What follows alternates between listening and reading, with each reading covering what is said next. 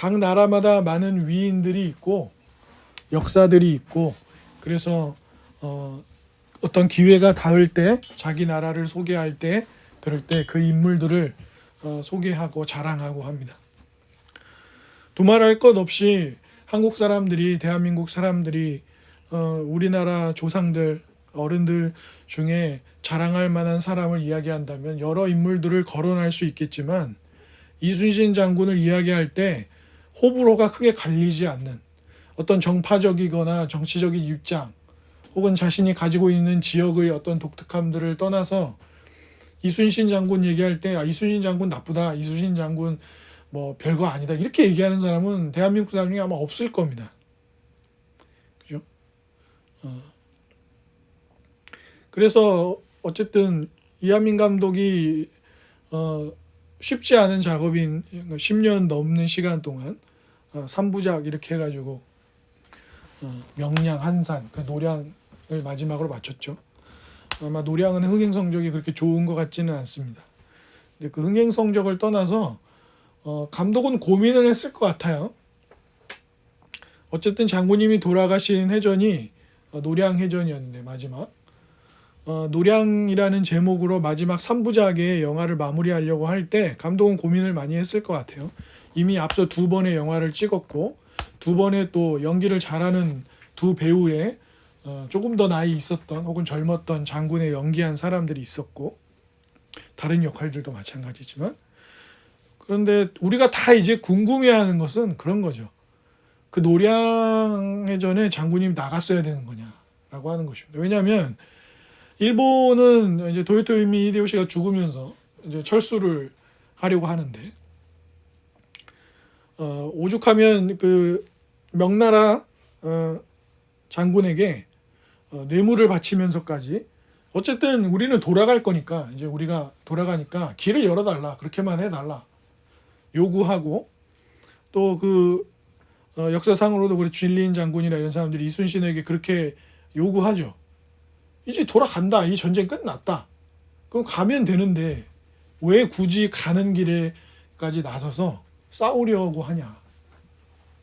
더 죽을 사람이 없어도 되고, 저 사람들은 돌아가고 이제 당신들은 앞으로 새로 이 나라를 파괴된 것들과 이것들을 세우는 데 집중해야지, 왜 거기 나갔다가 한 명이라도 더 죽으면 그런 걸 원하는 거냐고. 명나라도 사실 참전했지만 괜한 피를 흘리기 싫은 거죠. 간다고 뇌물까지 바치는데 보내주면 되는데 왜. 근데 저도 사실 뭐 제가 이순신 장군님 뭐 그렇게 대단히 많이 알고 깊숙이 공부한 건 아니지만, 영화를 보거나 아니면 실제 역사를 알고 있는 사람들은 다 궁금한 거예요.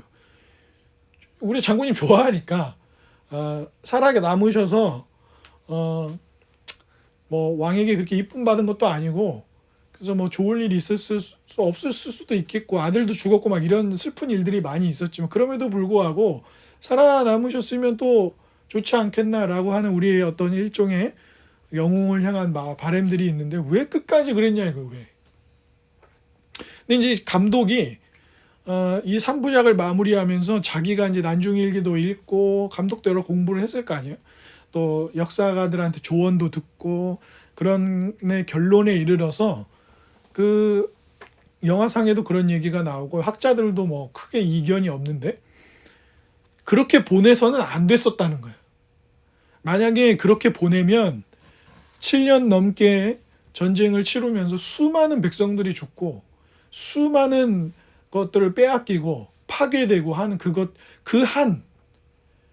그렇게 그들을 그냥 보내버리면, 이 전쟁을 그렇게 끝내버리면 이 전쟁 이후의 나라를 다시 회복하는데 그게 더 안 좋다라고 장군님은 판단을 한 거예요. 그래서 보내줄 수도 있었지만 전력을 다해서 나가서 마지막까지 한 명이라도 더, 이 한 명도 그냥 돌려보낼 수 없다, 이대로 보낼 수는 없다, 이 전쟁을 이렇게 끝내서는 안 된다라고 하는 군인의 어떤 장군으로서, 자기가 이제 그 수군 전체를 통솔하는, 그 남해 지역 전체를 통솔하는 장군으로서 판단을 한 거죠. 이건 이렇게 해서는 이후에 더 조선의 미래에 좋지 않다, 끝까지 최선을 다해서 군인의 역할을 해야만 한다는 것이 영화에도 보여지고 학자들도 크게 이견이 있지 않습니다. 왜냐하면 하지 않아도 되는 전쟁일 수도 있었으니 말입니다. 제가 이 말씀을 드리는 이유는 사도 바울이 고린도전서 15장 전체 맥락에서 부활을 설명하면서 비슷한 맥락의 간절함을 우리에게 보여주고 있기 때문입니다. 사도 바울이 앞서서 이 구절들 앞에 쭉 본문을 고린도 교회 형제자매들에게 이야기하면서 어떤 이야기를 했습니까? 만일 부활이 없다면, 만일 그리스도께서 다시 살아나신 일이 없다면 우리는 여전히 죄 아래에 있는 것이요. 우리는 구원받지 못한 것이요.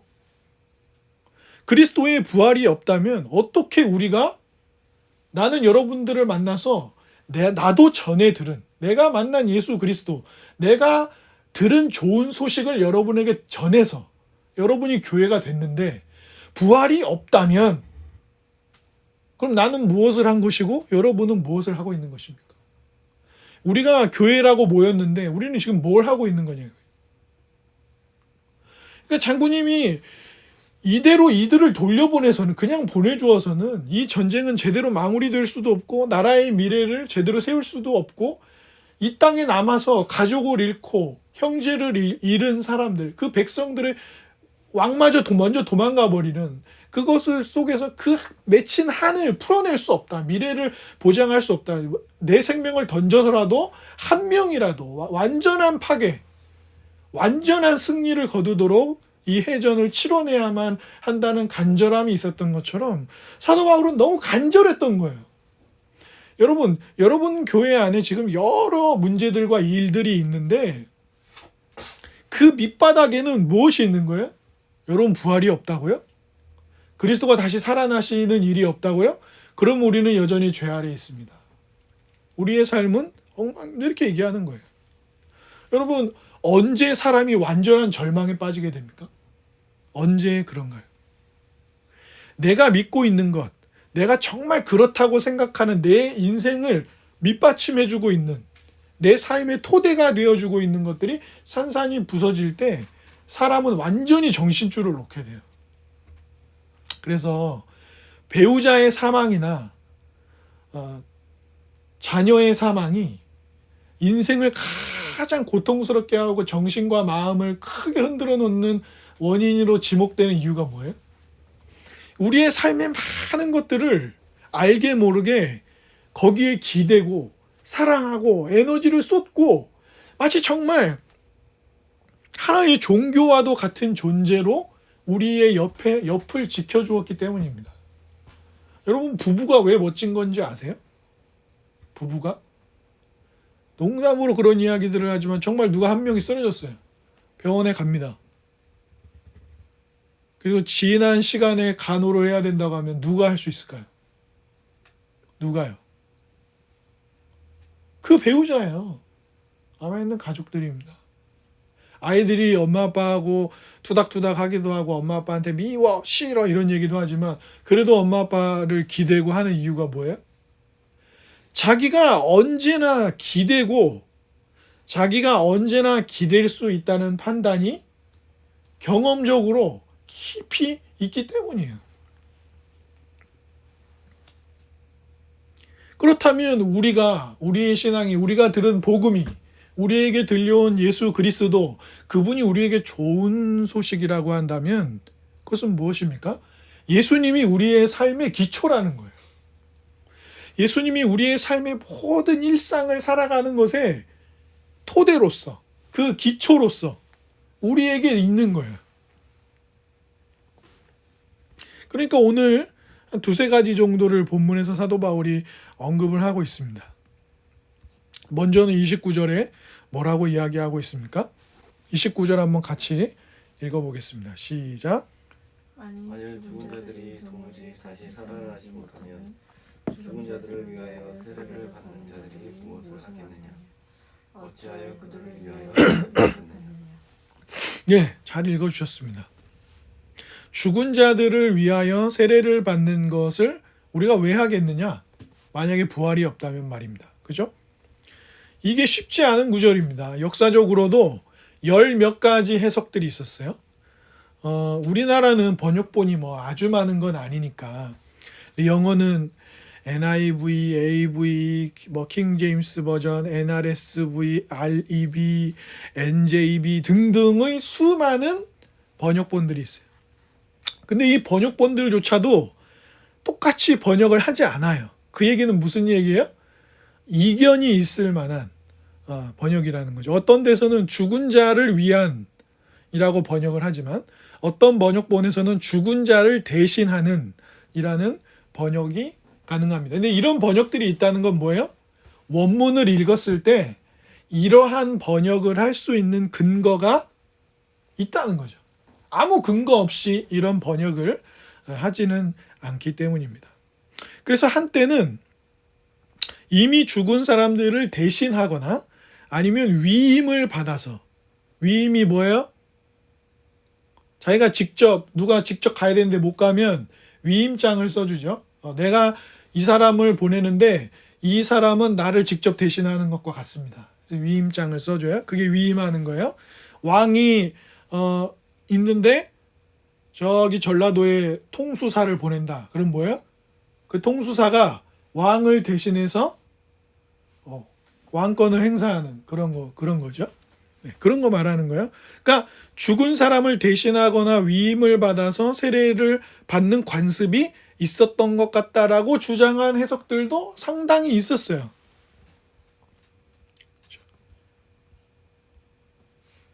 그리고 이미 한 믿음을 갖고 있다가 죽은 사람들을 다시 만나고자 하는 그런 소망에 관한 내용으로 해석을 하는 경우도 있었어요. 그런데 이 본문은 저도 여러 학자들의 글을 읽고 도움을 받았지만 제가 여러분한테 지금 이 본문에 대한 해석의 강의를 하는 게 아니기 때문에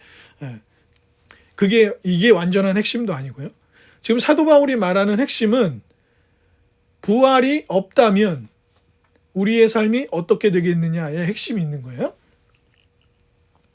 그런데 이제 티스턴을 비롯한 리차드 헤이스도 그렇고 여러 학자들이 아주 가능성 높은 내용으로 보는 것은 임종하는 분들, 그러니까 죽음을 맞이하면서 자신의 육체적인 이 땅에서의 마지막 삶에서 강한 확신에 찬 그리스도에 대한 강한 믿음과 확신을 가졌던 사람들, 그들의 임종을 지켜보았던 사람들 중에 그들이 죽음을 맞이하면서 보여주었던 그 당당함, 그 환희의 참. 그래서 우리가 알고 있는 몇몇 사실들이 있잖아요. 제임스 패커 목사님도 말년에 실명한 정도의 삶을 지내셨어요.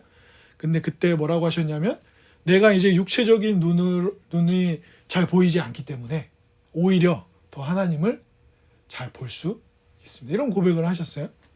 팀 켈러 목사님도 이제 얼마 안 됐지만 췌장암으로 돌아가실 때 나는 준비가 되었습니다. 나를 보내주십시오. 내가 내 주님을 더 뵙고자 합니다. 이런 고백을 하셨습니다. 이런 믿음의 고백들은 많습니다. 그리고 장례를 집례하는 분들이나 또 마지막 병원에서 임종을 지켜본 분들의 많은 증언에도 의하면 아주 강한 확신을 가지고 있었던 경건한 믿음의 사람들이 보여주었던 임종 시의 모습은 살아남아 있는 사람들에게 감동을 주는 그런 것들이 아주 인상적인 장면이 되었습니다.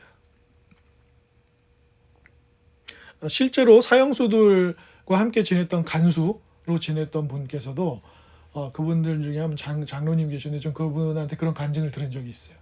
그리스도를 믿고 죽는 사람들의 모습이 남달랐던 부분에 대한 개인적 간증을 들은 적도 있습니다. 그러니까 이 본문은 자신들이 사랑했던, 먼저 떠나간, 그리고 그리스도에 대한 믿음에 대한 확신, 부활에 대한 확신을 가졌던 사람들의 임종의 모습이 너무나도 인상적이어서 그들을 통해서 그렇다면 나도 그리스도인이 되어서 세례를 받아야겠다 하는 이들이 있었다는 거예요. 네. 그렇게 해석할 수 있습니다. 네. 그러나 이 모든 설명의 배경에는 뭡니까? 부활이 없다면 물로 어떤 의식을 보여주는 세례식 그 자체는 아무 의미도 없다는 거예요. 그러니까 사도 바울이 하는 얘기는 뭐예요? 여러분, 그렇게 만약에 우리가 누군가의 아름다운 임종을 지켜보면서 그것이 우리의 마음에 흔들고 성령께서 그 일들을 통하여 말씀으로 일하셔서 우리가 그리스도인이 되게 하고 세례를 받았다면 뭐예요? 그 세례식 자체가 의미가 있는 겁니까? 이렇게 질문을 던지는 거예요.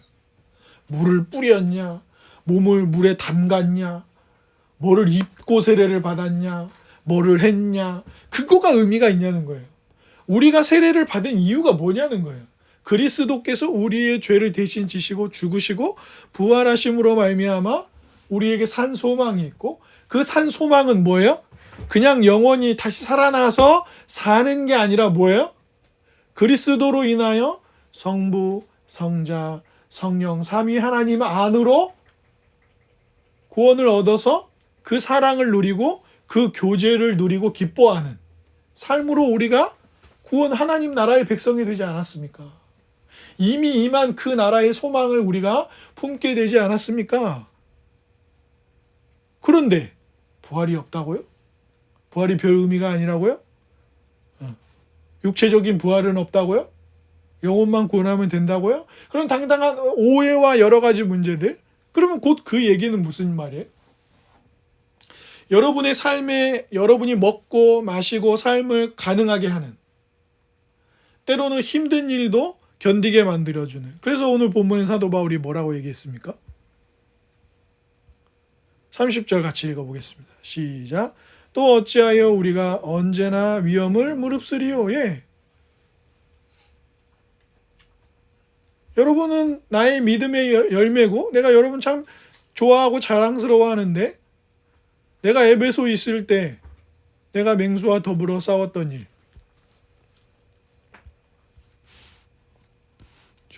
내가 여러 위험을 마주했던 일, 여러분도 마찬가지고요. 어떤 불굴의 용기로 믿음의 확신으로 죽음을 맞이하거나 그리스도를 사랑하고 그분의 삶을 닮아가는 삶을 살아가는 것, 하나님의 부활의 능력을 바라보면서 여러 가지 위험과 연약함의 문제들을 받아들이고 시험과 악으로부터 구해주시고 약한 나를 구해주시길 기도하면서 믿음의 삶을 사는 것, 그것이 가능한 이유가 뭡니까? 라고 사람들에게 지금 또 질문합니다. 그것이 가능한 이유가 무엇입니까? 그것이 부활 때문이라는 거예요. 그것이 부활 때문에 그러한 삶들이 가능하다는 겁니다.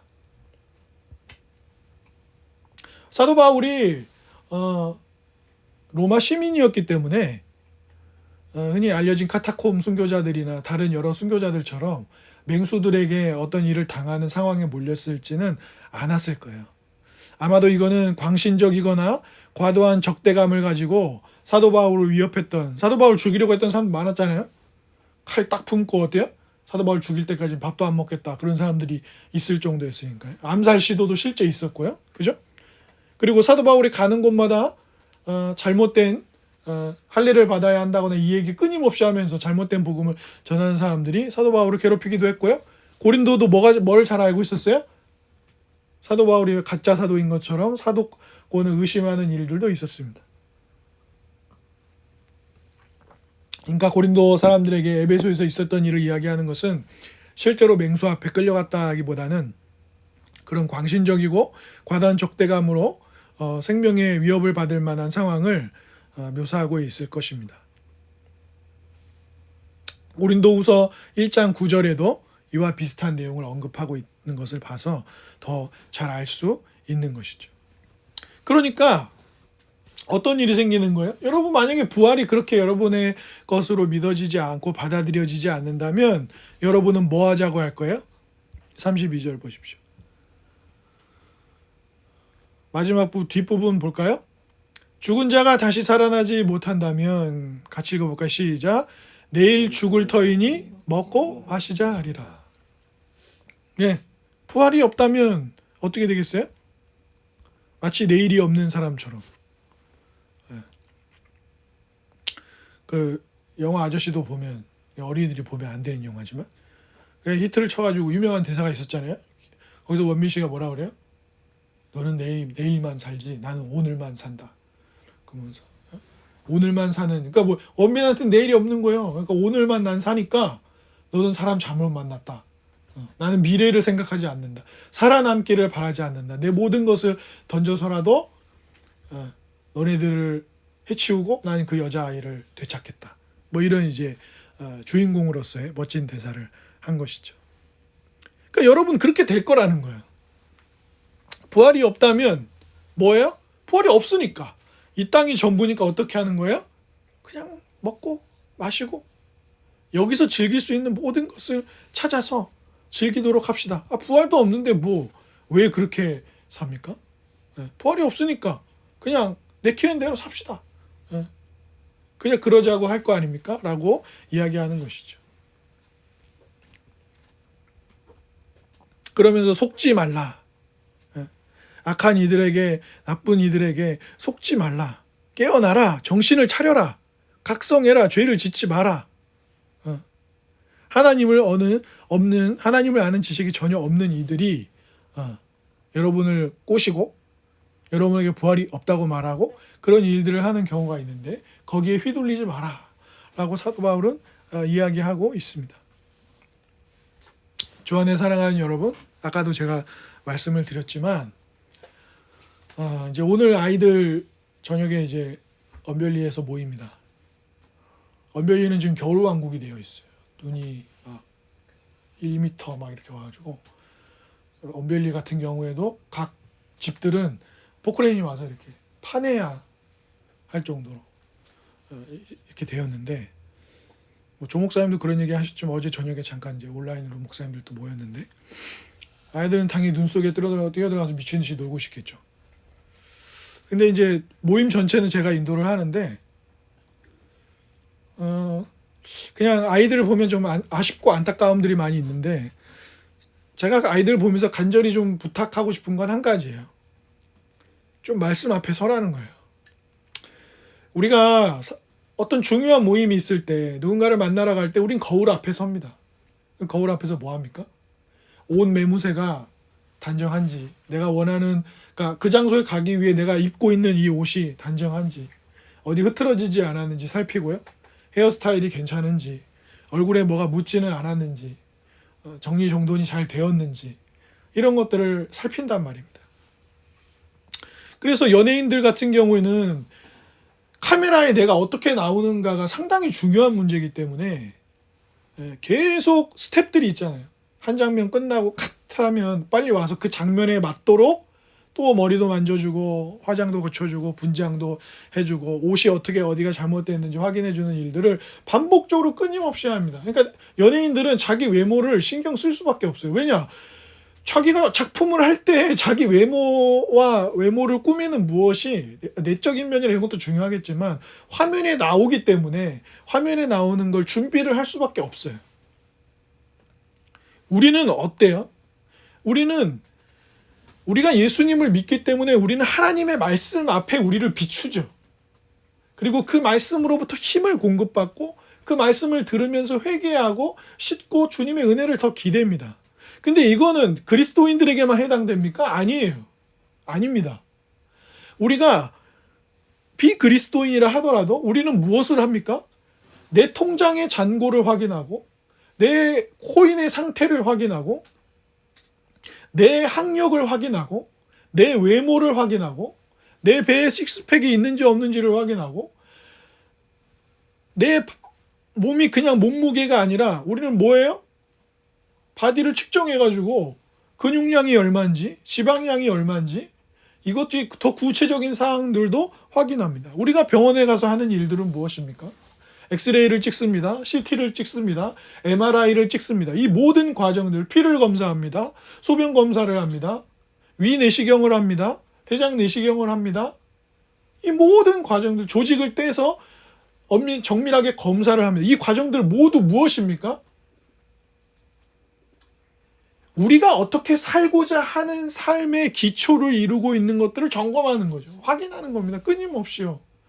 내가 올해 몇 권의 책을 읽었는지, 내 점수가 무엇인지, 이런 것들을 끊임없이 확인하죠. 왜 그렇습니까? 그것이 내가 먹고 마시며 일상을 사는 일에 있어서 뭐예요? 그것이 내 하나님입니다. 그것이 내가 예배하는 거예요. 그것이 내가 인생에서 가장 중요하게 생각하는 것입니다. 왜 어떤 사람들은 지하드라는 말을 소리치며 알라를 위하여 라고 하면서 폭탄 테러를 할 수 있습니까? 그런 용기는 어디서 나오는 거예요? 여러분, 폭탄 테러를 아무나 할 수 있어요? 용기가 필요하단 말이에요. 이유가 필요해요. 명분이 있어야 한단 말입니다. 이것이 정말 내가 믿는 신을 위하여 싸우는 싸움이라는 확신이 있을 때 그 용기를 발휘할 수 있는 거예요. 끊임없이 나를 괴롭히고 끊임없이 나를 힘들게 하고 끊임없이 나의 사도권을 의심하면서 끊임없이 나를 찾아다니면서 죽이려고 하는 사람들을 견뎌내는 이유가 무엇이에요? 왜 누군가의 죽음 속에서 그리스도를 향한 아름다운 고백과 그의 끝의 삶의 마지막을 보면서 나도 그리스도인이 되어야겠다, 나도 세례를 받아야겠다 라고 생각했던 것입니까? 왜 내가 예수 그리스도를 믿지 않고 그냥 로마 그리스, 그 그레코 로만이라고 하는 로마 제국의 가장 화려하고 멋진 것들을 추구하고 거기서의 최고의 무엇을 맛보기 위해서 삶을 살아가면 되는데 왜 예수 그리스도를 택하였습니까?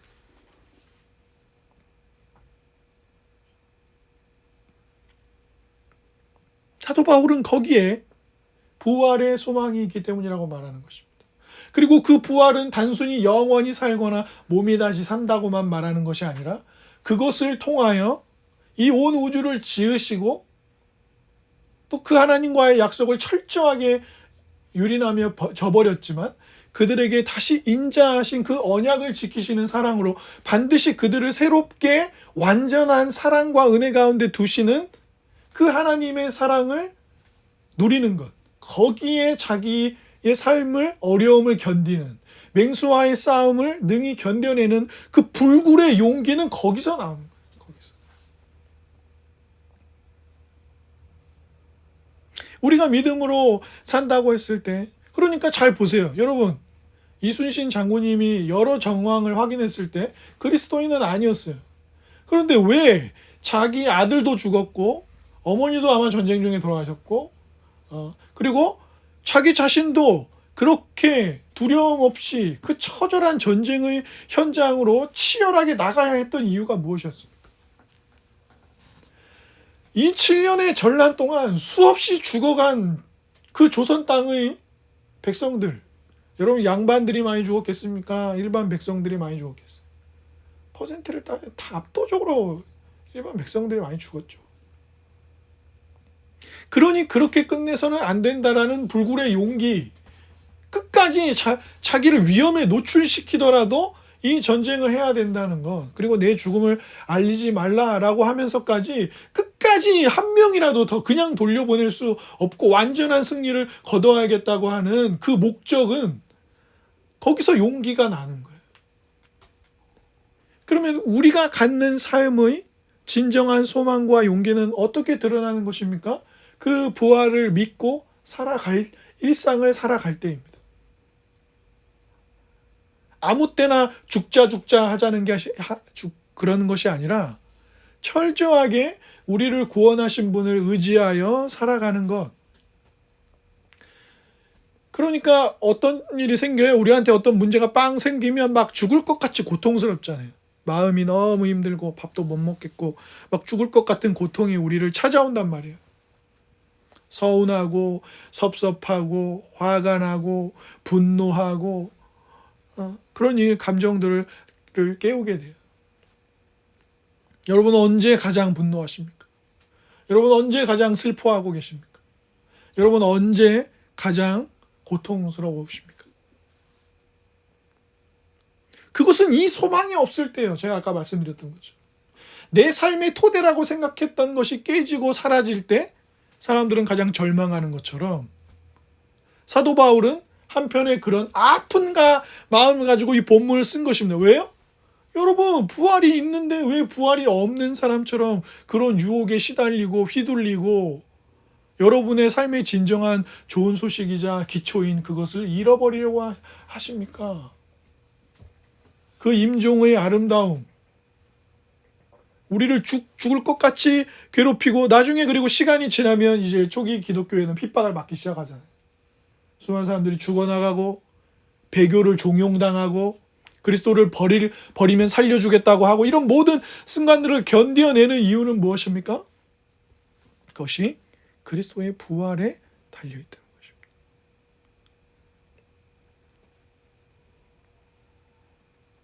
사랑하는 여러분, 지난 한 주 어려운 순간들을 무엇으로 견디셨습니까?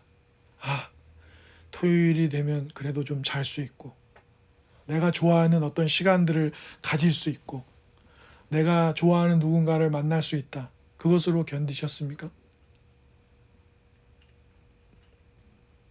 주님께서 우리에게 사도 바울을 통해 말씀하십니다.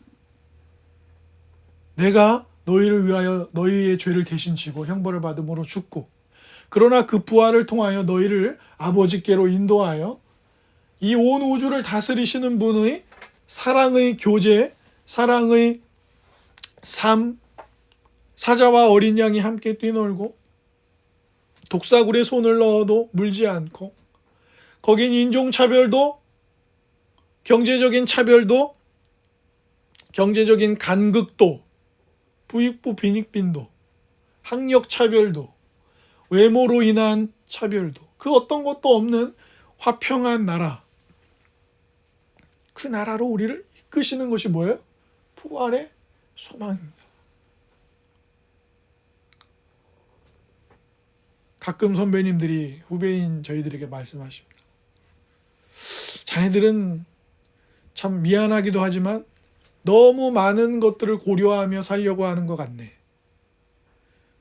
복음 전하겠다고 목사가 되었는데 복음을 전하기 위해 전력을 하고 있는가? 아니면 많은 명분을 내세우면서 이것도 하고 저것도 하고 저것도 챙겨야 되고 이것도 챙겨야 된다고 말하고 있는가? 그래서 브리지스라고 하는 목사는 후배 목사들에게 목회에 대한 글을 쓰면서 이런 얘기를 합니다. 여러분 자신과 여러분의 가족들이 복음을 깊이 누리면서 그리스도를 위해 살겠다고 하는 강한 다짐이 없다면 여러분은 목회를 잘 할 수 없을 거라. 이것도 해야 되고 저것도 해야 되고 이것도 챙겨야 되고 저것도 챙겨야 되는 것이 우리의 삶이 아니라 복음을 위해서 우리의 삶에 그것들이 필요한 도구로 있을 뿐이라고 설명해 줍니다. 전도만 하러 다녀라, 그런 얘기는 당연히 아니지만요. 사랑하는 여러분, 이제 오늘부터 우리는 또 한 주를 살아갑니다. 우리뿐만 아니라 모든 사람들이 삶의 중요한 가치는 이것이야, 이것을 향해 살아가야지 라고 하는 것을 가지고 살아갈 거예요. 그때 세상은 우리에게 질문할 것입니다. 야, 우리는 이런 가치들과 이런 내용들을 위해서 살아가는데 믿는 너희들은 무엇을 위해 사니? 너희들의 삶을 살게 만드는 힘은 무엇이니? 그때 우리가 그것을 임종의 아름다움과 같이 보여줄 수 있어야 합니다. 근데 우리가 마음 먹고 주님 오늘 부활의 소망으로 한 주를 살겠습니다 하면 사라집니까? 아니잖아요. 주님께서 우리에게 뭐라고 가르쳐 주셨습니까? 하늘에 계신 우리 아버지를 불러야죠. 뭐예요? 이름이 높임 받으시고 나라의 뜻이 하늘에서 이루어진 것 같이 땅에서 이루어지고 양식도 주시고 하는 6가지를 쭉 기도하면서 뭐라 그래요? 우리의 약함을 아시니 시험과 악으로부터 우리를 건져 주십시오. 그래서 고린도 교회 지체들처럼 또 그리고 우리의 이웃들처럼 나는 인생에 이게 맞다고 생각했는데 나는 우리의 인생은 여기 위에 쓴다고 서 있을 수 있다고 생각했는데 라고 끊임없이 막 살아가다가 기초가 지진처럼 지진 나서 흔들려 버리면 탁 무너지면 나는 살 수 없다가 아니라 어떤 것도 흔들어낼 수 없는, 절대 흔들 수 없는 나라, 그 나라가 무슨 나라입니까? 하나님 나라입니다. 그 하나님 나라의 기초에 뭐가 있어요? 복음이 있는데 그 복음은 뭐예요? 영원히 살게 하는 소망인 부활이 우리에게 있다는 것입니다. 그래서 저는 오늘부터 있는 또 아이들 모임이 그 절대 흔들 수 없는 그 나라의 소망을 아이들이 스스로 잘 살폈으면 좋겠습니다. 질문하고 대답해 가는 과정들. 그냥 야 강릉 왔다. 여기 겨울 왕국이다. 아빠들이 있고 뭐 목사님도 계시고 간식 챙겨주고 밥 주고 하니까 야 고기도 먹는데 야 눈에 띄어들어가서 놀고 그 기억나면 나중에 돌아오면 아 눈에서 놀았던 게 제일 좋았어요. 뭐 어리니까 애들 귀엽다. 아니요. 말씀 앞에 진지하게 서야죠. 죽음은 사람을 가리지 않습니다. 태어나는 건 정말 순서가 있지만 가는 데는 순서가 없어요. 우리가 우리 자신의 임종을 맞이할 때 이 부활의 소망을 가득히 품을 수 있다면 그것이야말로 가장 복된 삶일 것입니다. 그리고 여러분의 그 품고 있는 소망은 다른 지진에 흔들려 버릴 수 있는 수많은 기초 위에 서 있는 이웃들에게 소망으로 나누어질 수 있을 것입니다. 부활이 없다면 이 땅에서의 다양한 도전들과 시도들과 그런 것들이 무슨 의미가 있겠습니까? 부디 이 부활의 소망의 일상을 든든하게 세우게 하는 소망을 잘 누리시기를 주님의 이름으로 축복합니다.